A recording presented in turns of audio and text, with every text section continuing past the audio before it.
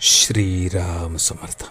शास्त्रवचन, थोरवचन आणि आत्मसंशोधन. एकदा उद्धवाने श्रीकृष्णाला विचारले की तू आपल्या मुखानेच सांग की आम्हाला तुझी प्राप्ती कशी होईल.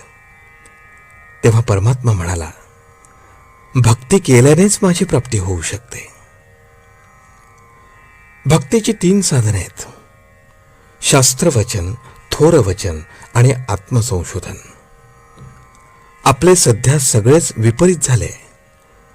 शास्त्रवचन म्हणावे तर आपण आता इतके सुधारक झालो आहोत की हल्लीच्या ज्ञानाने आपल्याला पुराणावर विश्वास ठेवण्याची लाज वाटते. थोरवचन म्हणावे तर मुलगा मोठा होऊन बापापेक्षा जरा जास्त शिकला की त्याला वाटते, मी या गावंढळ बापाचे कसे ऐकू, त्यापासून माझा काय फायदा होणार.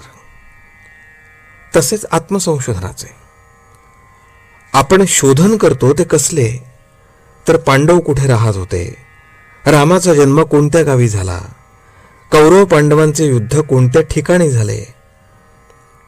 मला सांगा, अशा संशोधनापासून आपला कसा फायदा होणार. एक प्राध्यापक मला म्हणाले, मी कृष्णाबद्दलचे पुष्कळ संशोधन केले आहे आणि कृष्णाचे जन्मस्थळ कोणते, निर्याणस्थळ कोणते याची आता खात्री झाली. मी म्हणतो की ते करतात ते ठीक आहे, पण संतांना कृष्ण प्राप्तीसाठी कृष्ण जन्म कुठे झाला या प्रश्नाच्या खात्रीची जरुरी वाटली नाही. त्यांनी दृढ उपासना करून कृष्णाला आपलेसे केले. खरे म्हणाल तर कृष्णाचा जन्म उपासनेने हृदयातच झाला पाहिजे आणि तेच खरे जन्मस्थान आहे. आपण जर आपले वर्तन पाहिले, मनातले विचार बघितले, तर आपल्याला असे आढळून येईल की लोकांना जर ते कळले तर लोक आपल्याकडे ढुंकूनही पाहणार नाहीत. आणि असे असूनही आपण आपल्या संशोधनाचा आणि विचारांचा अभिमान बाळगतो. याला काय म्हणावे. अशाने का आपल्याला भगवंताचे प्रेम लाभणार. आपला परमार्थ कसा चालला आहे हे दुसऱ्या कोणी सांगायची गरजच नाही. आपल्याला तो पुरता ठाऊक असतो.